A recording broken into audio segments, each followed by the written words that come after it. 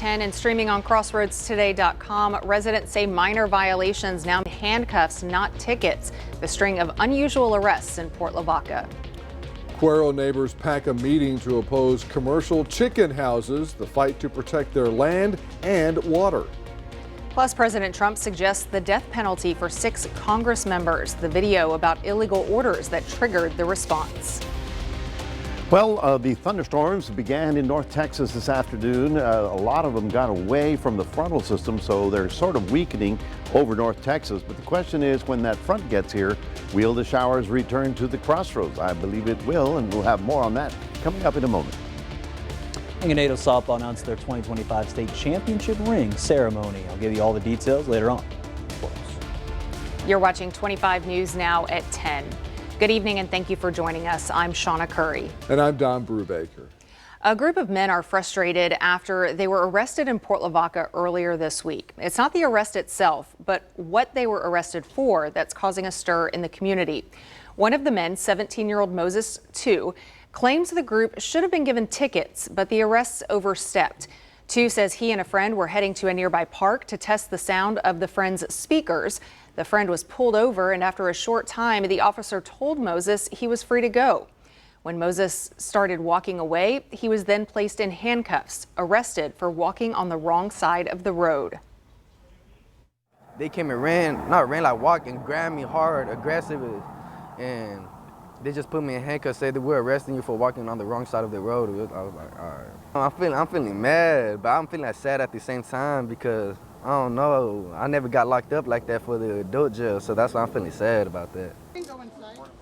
Moses says he did not feel that he did anything to justify an arrest. In a strange turn of events, though, as Ray Mosley was talking with II right after his on-camera interview, 2 Calhoun County Sheriff's deputies showed up and arrested him again. The Calhoun County Sheriff says today's arrest came after a new warrant was issued for an offense II committed as a juvenile. Meanwhile, the friends were arrested for minor issues, things like parking the wrong way, a passenger not wearing a seatbelt. All of this has sparked concern among Port Lavaca residents. The city's police chief says the officers were simply doing their jobs, but the arrests have definitely got the community talking.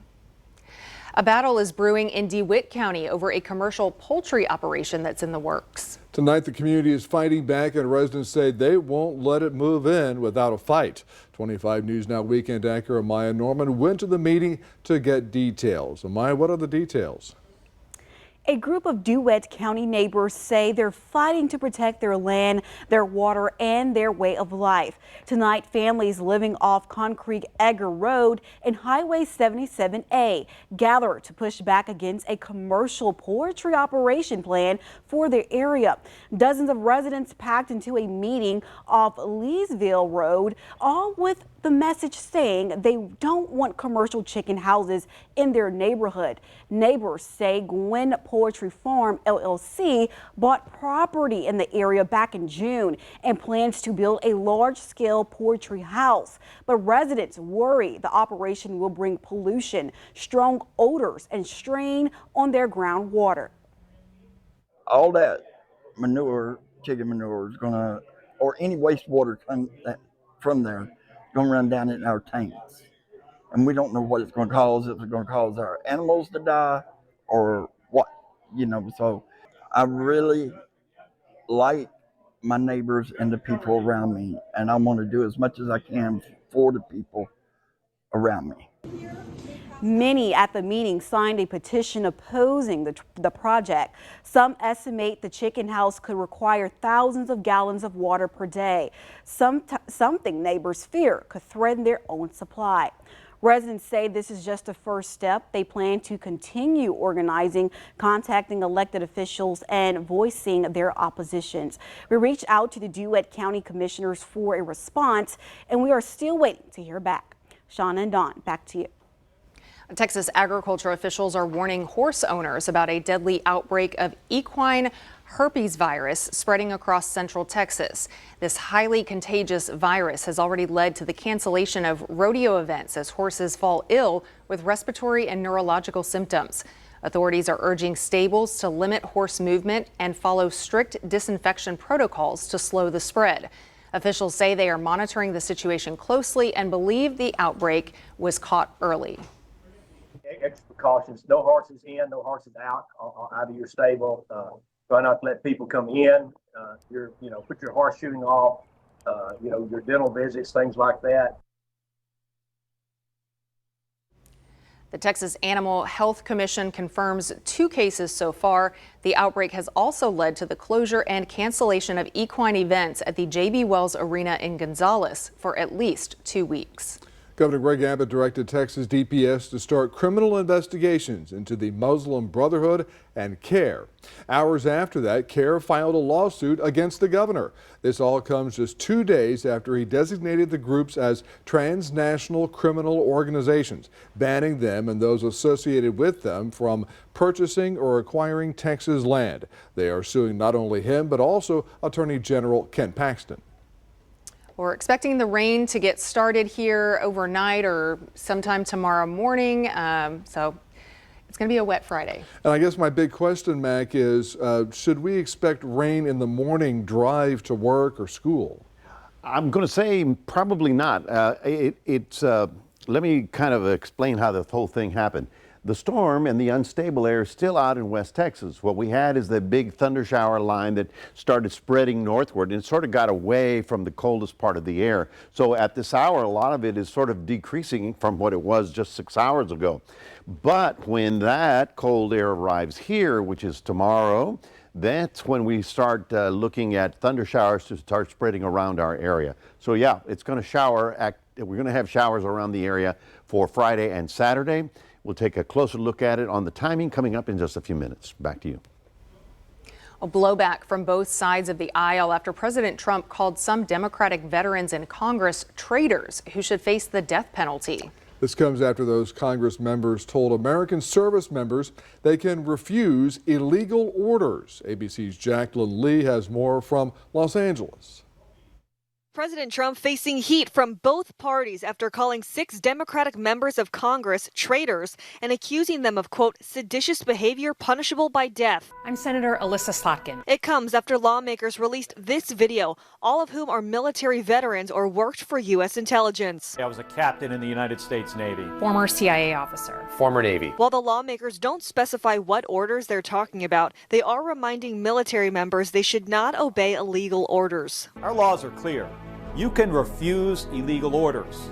You can refuse illegal orders. You must refuse illegal orders. Trump later posting on social media saying those lawmakers should be arrested and put on trial. Their words cannot be allowed to stand and an example must be set. Then writing seditious behavior punishable by death and reposting a message from another account that wrote, hang them, George Washington would. The reaction from Democrats. This puts all of our lives in jeopardy. And Republicans. That kind of rhetoric isn't good and stirs up people among us who may not be stable. White House Press Secretary Caroline Leavitt pressed for answers. Just to be clear, does the president want to execute members of Congress? No. Let's be clear about what the president is responding to. And Leavitt pointing the finger at 6 Democrats, accusing them of inciting violence. They are literally saying to 1.3 million active duty service members not to defy the chain of command. Jacqueline Lee, ABC News, Los Angeles. To get more news, weather, and sports, come to our website, crossroadstoday.com. Hyundai is recalling over 85,000 Sonata vehicles due to a possible fuel tank leak that could result in the tank melting. The recall includes model years 2020 to 2023. The automaker says it is aware of 7 vehicle owners reporting fuel leaks. No crashes or injuries have been reported. Owners will be notified of the recall by mail. Hyundai will reimburse owners if they had previously made any repairs due to the same issue. The world's most popular chatbot is taking an even bigger step into the classroom, this time with a version made just for teachers. OpenAI is rolling out ChatGPT for teachers, giving verified K-12 educators access for little to no cost. The new tool offers a secure workspace where teachers can personalize lessons, cut down on prep time, and collaborate more easily, all while getting more comfortable using AI. OpenAI says it's built on features many teachers are already using, and it comes as most educators say they are turning to AI in the classroom. If you show up to the airport without a real ID, you may soon have to pay for it, literally. TSA is proposing a new fee for travelers who do not have compliant ID, letting them use a biometric kiosk for temporary access through security. The agency says the charge would help cover the cost of verifying who you are, and it would not be refundable. Real ID is now required to fly, though your passport still works just fine. Remember to subscribe to our YouTube channel, Crossroads Today. Hit the like button and click the notification bell. Stay with us. Coming up on 25 News Now at 10, women now represent 1/3 of agricultural producers. The local farmer inspiring the future of the industry. Also ahead, a new study links processed foods to global obesity crisis, why experts say action is needed now.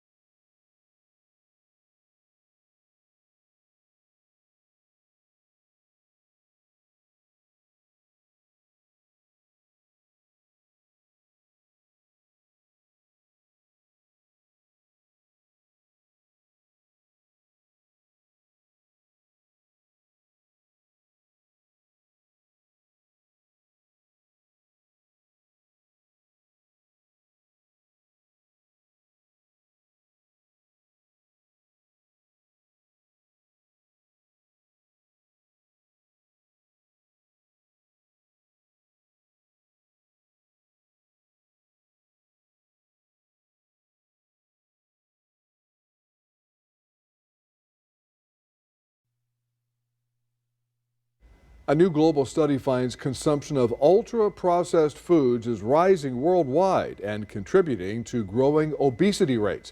Experts say these foods lead people to consume significantly more calories than diets made up of minimally processed whole foods. The scientists say the companies don't have a lot of incentive to change their ways. If anything, the study found these companies spend millions of dollars to fight government restrictions on ultra-processed food and pay nutritionists who say there's no evidence of harm. Young children with ADHD may be getting medication too early. ABC's Rena Roy explains. Attention deficit hyperactivity disorder, ADHD, affects 10% of kids in the U.S. Because children with ADHD can have a hard time in school and getting along with their classmates, many are being screened and diagnosed as preschoolers to see if they might benefit from early support. But researchers writing in the journal JAMA Open Network say many kids might be getting medication too soon. The study revealed that 42% of children with ADHD were started on medications less than a month after being diagnosed, often before being given a chance to try other interventions. The American Academy of Pediatrics recommends that when kids aged 4 to 5 years old are diagnosed with ADHD, parents are trained in behavior management first before trying medications. While medications may help kids focus, they can also cause side effects like sleep problems, weight loss, and irritability. If you're concerned that your child might have ADHD and would like a diagnosis, talk to your pediatrician early. With this Medical Minute, I'm Rena Roy. If you see news happening, call our newsroom at 361-576-0026 or send us an email at staff@crossroadstoday.com. You may not picture a mother of 3 behind the wheel of a combine, but maybe you should. Women are becoming a driving force in agriculture, and one of them is right here in our area. In this 25 News Now Extra, her story shows just how much the industry is changing. It's hard being a woman in ag.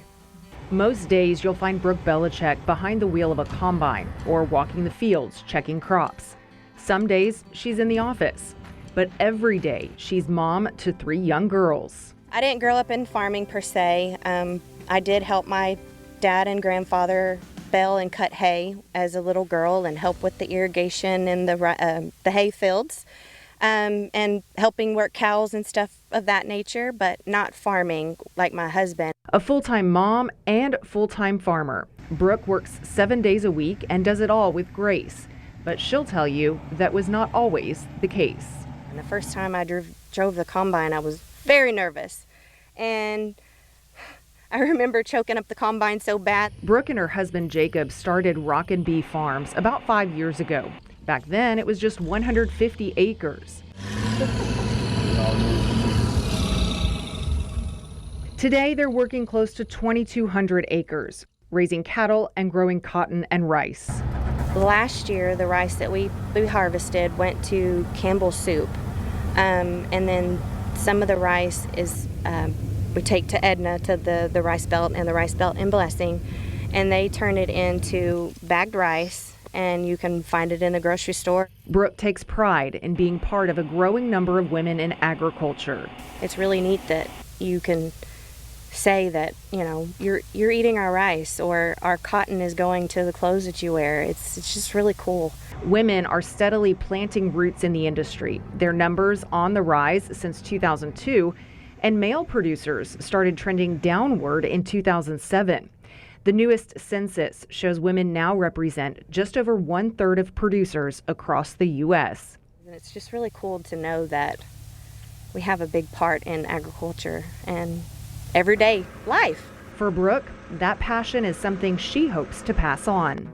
We're so thankful and blessed that we have this bigger scale of a farming operation for them to be able to be involved in it, to love it just as much as we do, and we want them to hopefully one day when they get married to come back and want to be a part of the farm. Running farms, raising families, and helping shape the next generation of producers is something the Texas A&M AgriLife Extension Service sees every day. Women are the backbone of agriculture. We don't mind sharing the importance of what it is. And I think right now that's one of the biggest goals and aspects, especially with everything that's going on in the world that relates to the agriculture industry. More and more women are getting involved. We have probably more female 4-H members than male 4-H members. AgriLife's 4-H program is helping build that future, teaching young women leadership, confidence, and the hands-on skills they will need to keep Texas agriculture strong. They're our future. They're the ones that are going to continue what we're building today. The women were always there and they've always been there. They're just now coming to the forefront of that. It's preparing them for the future. And then giving them those tools to be successful, not only successful agriculturalists, but successful, productive members of society. If you have that passion to get into the farming industry or cattle or whatever kind of ag, whether you want to be an agronomist or you want to be a seed rep or a chemical rep or whatever it is, just go for it. Brooke hopes her story shows her daughters and other young women that there's no one way to be a farmer, just passion, grit, and a love for the land.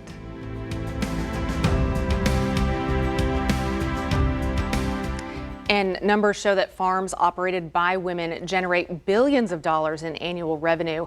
While they're typically smaller on average than male-operated farms, female-led farms are increasingly profitable and innovative. Well, good evening, everybody. Everybody in the farm business, I'm sure, looking for rain. Now, we had a pretty good afternoon in western areas of the state, but it's not over with just yet, even though it's decreasing at this hour. We'll have your complete forecast all the way to Thanksgiving coming up in a moment.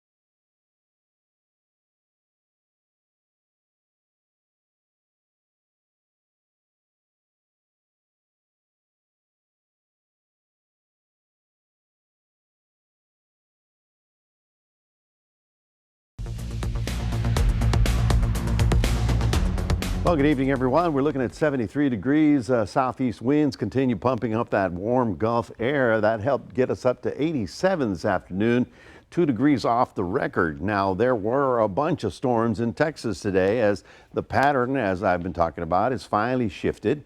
The thing is the Crossroads invited to this party or not? And I think the answer is yes, but a little bit later on. What happened is that the unstable air, the cold air, is still out here. And when it got close enough, the big line of storms fired up ahead of it and then sort of took off on its own. The cold air is still back here, but this sort of propagated eastward. And whereas we thought it was going to hit the Crossroads, it looks like it won't be until after tomorrow morning when the colder air gets closer to our region. Behind this storm, there's another frontal system. This is going to be for, I believe, Monday or Tuesday, which is a second storm like this one. And then up here, this is going to be very interesting. This should move moving into the Midwest and then opens up the door for a big old cold snap coming in just in time for Turkey Day. So let's take a look at the stormy weather. Up here in the San Angelo area in Menard, they had 7 inches of rain, 7 to 9 inches of rain. So they did have quite a bit of flooding along the San Saba River. Then it all moved across the hill country, went right down 35, got right to San Antonio, and guess what? It just stopped right there. Didn't come into our area, but here is the big swath of where the warm air from the Gulf moving northbound met that cold air, and boom, right about there is where they got that tremendous rainfall. Notice how the shower activity got down to San Antonio, went up I-35, got to Austin, and is now moving eastbound. So we got close as almost Gonzales, but it didn't make it across the line. You know how we have that wall up there that stops all the rain? No, I'm just kidding. There's no wall, but it just sort of seems like it every now and then. Here are the bigger storms that are even at this hour. So much of central and east and west Texas is under a flash flood warning because of the rain that occurred today. Now the question is tomorrow, and we'll show you that in a moment. Overnight down to about 71, not particularly cold. Tomorrow another warm day, a lot of cloud cover, but with the arrival of the colder air, then that should start destabilizing the atmosphere. Now here is Future Tracker. So 10 o'clock tonight, some activity just north of I-10 right there. And we go forward to 2 o'clock in the morning. That pulls away, but we see this line develop out to the west. And then what happens here? Well, at 8 o'clock in the morning on Friday, it starts rolling into our area. And there you see it. So Friday will be a day, then you'll see shower activity rolling around the area. These will be pop-ups. It won't be as violent as what we had in West Texas today, but we certainly do expect it to be here. And then we've got 2 or 3 systems behind that we're going to have to deal with as well. So let's take a look at your day planner for tomorrow. In Port Lavaca, you'll be getting up to about 85 with afternoon showers, sort of isolated showers popping up here and there.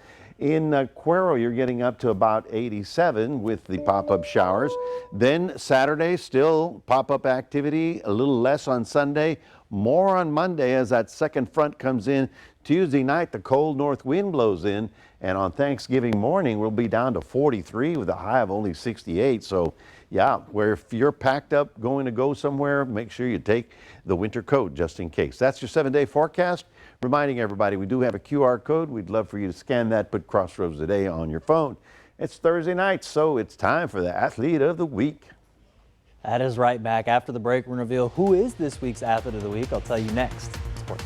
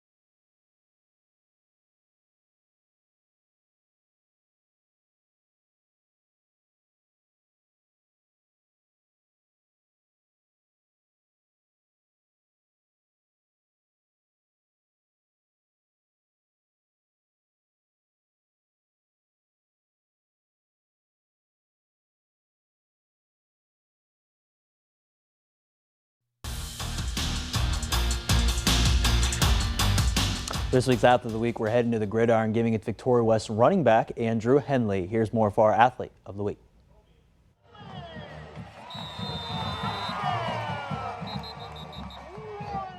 This week's Athlete of the Week goes to Victoria West running back and defensive lineman Andrew Henley. Last week versus Corpus Christi Miller, he rushed for 16 carries and 135 yards on the ground with 3 touchdowns. Even with the stellar performance there in the rushing game, Henley knows he needs to improve each and every week. It was all right. I mean, I could always keep on getting better every single game, so that's what I'm just going to do. With Henley making plays on the offensive side, he highlights on the defensive side he needs to keep working and make some plays tomorrow night. I didn't really have that great of a defensive game. It was more of the entire team-wise, but I want to get better on the defensive side. In All West Battles Mission Veterans Memorial tomorrow night, Henley said 2 words of what he wants his team to do versus Memorial. Just to be dominant and physical all the way through. Henley hopes he can keep Victoria West season alive tomorrow night at Harlandale Memorial Stadium. Wish him luck and congrats for being this week's Athlete of the week.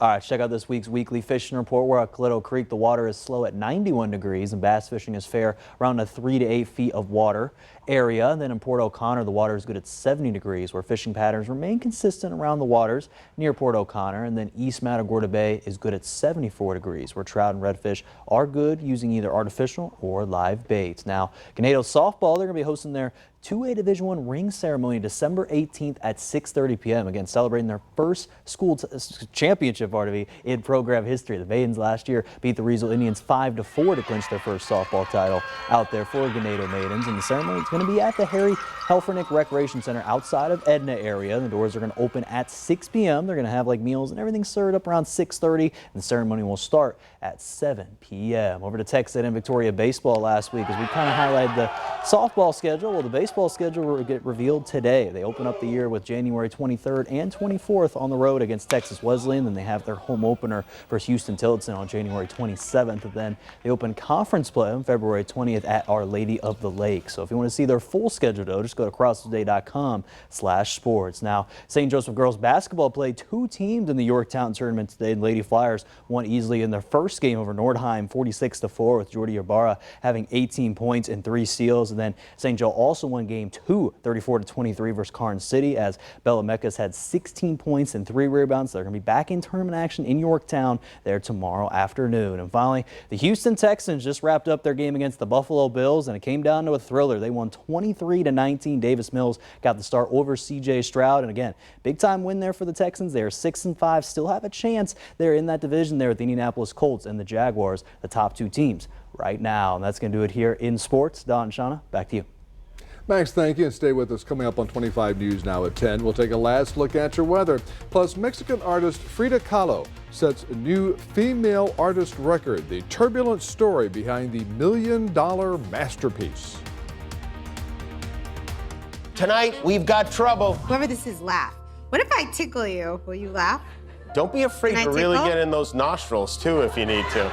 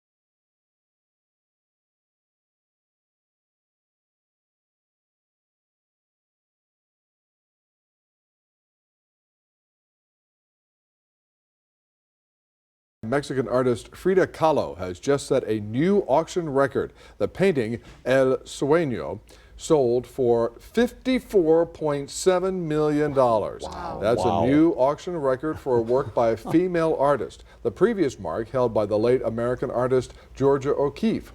Kahlo painted this piece in 1940 during a turbulent personal time. She had a few of those.